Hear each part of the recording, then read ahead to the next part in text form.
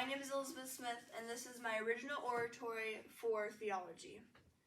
Now, some may say that the Bible is outdated, especially regarding Old Testament laws, speaking specifically to the health and cleanliness of the Israelites.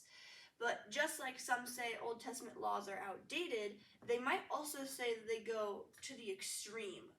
But Old Testament laws regarding sanitation and health are completely rational and surprisingly accurate despite the era that the Israelites lived in.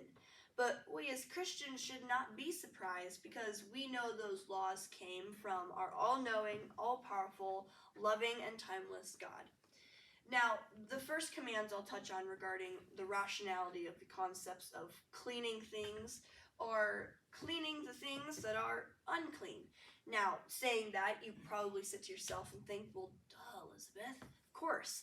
But germ theory wasn't discovered until a few thousand years later, and when dealing with bodily waste and the dead and infectious diseases, the Israelites understood, because of these laws, that these laws were things that understood that with these laws, things that were unclean were things that left them tainted and blemished and contaminated.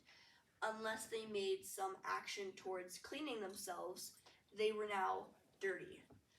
Scripture references for dealing with waste or corpses or sicknesses are abundant, especially in Leviticus and Numbers. Not only are these laws practical for a lack of contamination, but there also is the aspect of purity that's very important when dealing with these kinds of laws.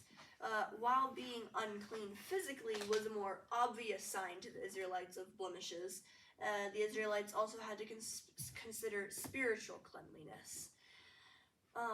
Old Testament Israelites were concerned with the purity aspect of their soul because they had to appear blameless. And pure and holy before a sinless God. The last point regarding the reference and modern application of these laws are how we see these laws applied in modern society. Regarding quarantine in Leviticus 13 is a really interesting topic that might be familiar to some of us in 2022. They were actually implemented back in Israelite times because there were certain diseases that took a period of time to cultivate and show symptoms of.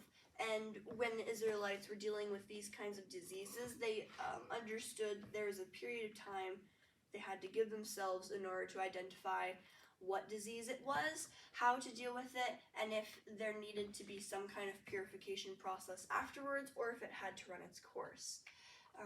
A more modern example of that application is in 1377 in Venice. There was an outbreak of the plague, and it was effective to find out if any passengers in the ships carried the diseases. Venice commanded the ships to stay in port for 40 days before letting the passengers off.